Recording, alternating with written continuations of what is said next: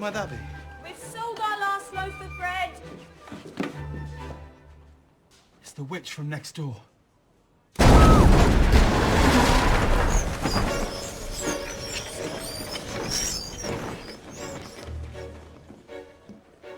have no bread. I don't want your bread. And then what is it you wish? It's not what I wish. It's what you wish.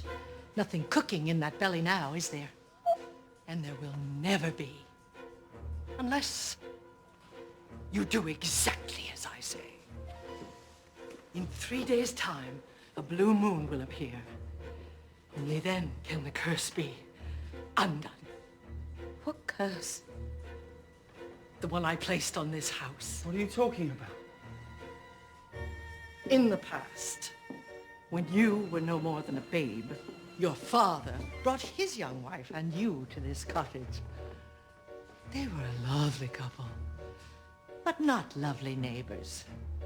You see, your mother was with child, and she developed an unusual appetite.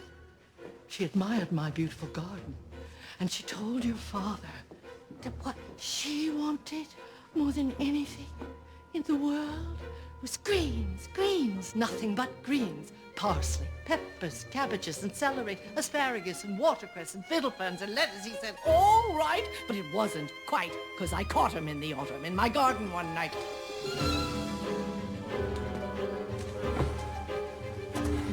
He was robbing me, raping me, rooting through my rutabaga, raiding my arugula, and ripping up the rampion, my champion, my favorite. I should have laid a spell on him right there.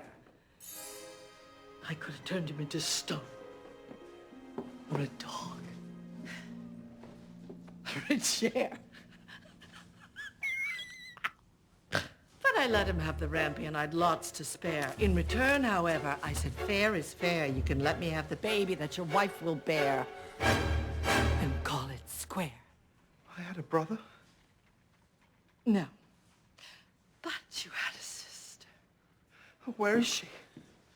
She's mine now. And you'll never find her. Small price to pay for what else your father stole from me. It cost me my youth, my beauty. My mother warned me. She would punish me with the curse of ugliness if I ever lost any of them. Lost what? The beans. Beans? The special beans. I let him go. I didn't know he'd stolen my beans. I was watching him crawl back over the wall when bang, crash, a likely flash.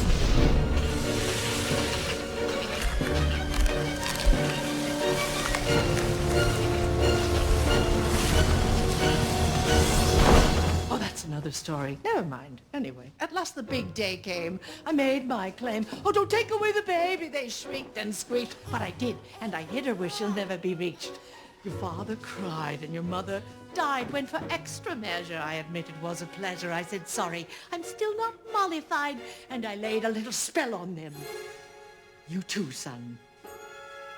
That your family tree would always be a barren one. How could you do that? And when your mother died, your father deserted you. Your father was no father. So why should you be? I'm so sorry. Oh, I'm so sorry. Now there's no more fuss and there's no more scenes, and my garden thrives. You should see my nectarines. But I'm telling you the same I tell kings and queens. Don't ever, never, ever mess around with my greens.